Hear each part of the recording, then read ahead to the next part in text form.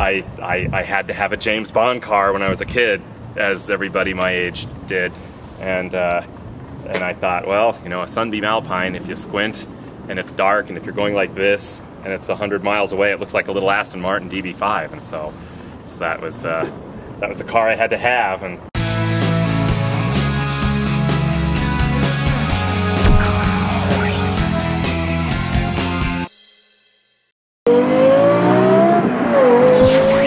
but you weren't satisfied to have a car that resembles an Aston Martin. You had to actually make it work like an Aston Martin. So kind of show me what you did to it. You caught me.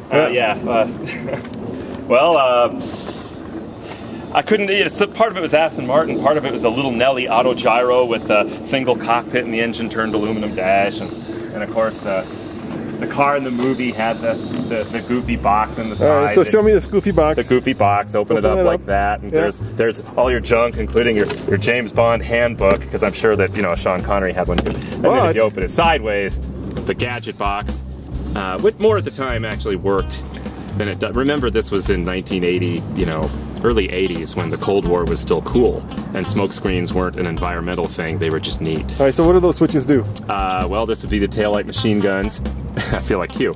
Yeah. Revolving number plates, naturally. You've put on a British plate, but let's say you're being chased by the bad guy, what do you do? Well, you know, once you swap your plate, now they'll never know who it was, you know. But if they figure out that one, then what? You're one down. Still got a third. After that, the party's over. You just got to surrender. And that's a Swiss one. So you got a Swiss, a British, and what's the third one? Do you know? I forget. I think it's Germany. Revolving plates front. Fire one. Fire two. And they're synchronized between the front and the back. Did they go? Yeah, it worked. Good job.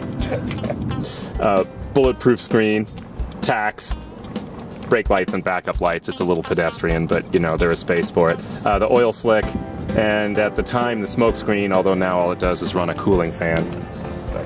But that's the thing about this car, it's not just fake switches. This stuff actually works. Some of it. The revolving license plates work. The bullet shield never got done. The smoke screen worked. The oil slick was only in my mind. It was an English engine at the time, and so the oil slick was a given. And the smoke screen. How'd you get the smoke screen? You said you pumped cooling fluid?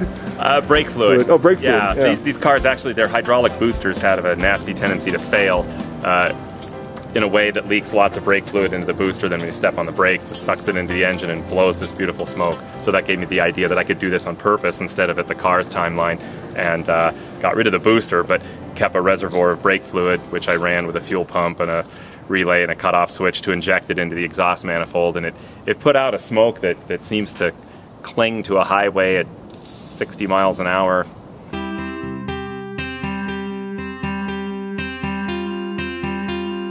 Kind of kills me. When I was a kid, I had it grafted on there really nice. It had a nice crisp line, and you know. And then I finally had the $1,000 to get a Mako paint job, and they kind of globbed all this and wrecked it. But it was a Cobra Scoop, and then I kind of made that Aston Martin shape. When you're a kid, you have lots of time. Well, it used to go from loud to quiet. Yeah. And then the AM/FM shortwave, because all Spies have to have a shortwave. But boy, the engine's even dusty. Functionally, it's all still hooked up, but I think the little valve must have long since corroded, because it seems to go from loud to not quite as loud, but still too loud to be sneaking up on anybody. So, you know. But it's there, the little slider silencer in and out. So how does it work? How does the silencer work? You know, it's so silly. You know, back when I was a kid, and the J.C. Whitney catalog was a big deal, right? Yeah. And you could get those little exhaust bypass, you know, not legal in California, for off-road use only. And so you could just run a cable to it, and you could run your exhaust through your muffled system or divert it off, you know, to loud. Which is because it was going to be so much more horsepower, you know. Yeah, it was the original engine that I flogged all over the country, but then it finally broke a chunk of a piston, and I had a Toyota 2TG laying around on the garage floor, as one does. And I thought, oh, a little 4-cylinder twin cam looks like an Alpha. I get a 5-speed out of the deal. I've got a car that needs an engine, so I just put the two of them together. And if somebody wanted to buy this from you, if there was a James Bond enthusiast, would you sell it? I have entertained that idea. Yeah. Because it certainly isn't like with a 5-year-old I need a spy car. And if I thought, you know, if he ever grew up and thought, oh, gee, Dad, I'm sorry you ever sold it, I'd feel bad. On the other hand, if it was up to me, it would be gone later today.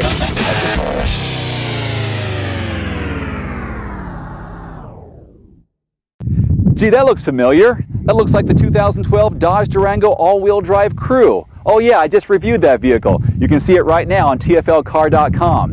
And what's that? The 2012 Buick Verano? I think I'll do that car next. Hey everyone, this is Dave Erickson in Spokane, Washington. Here's what's next on my list of car reviews in the coming weeks. I've got the BMW 650i, the Jaguar XJL, and the Volvo XC60 R Design. Should be a lot of fun. Stay tuned.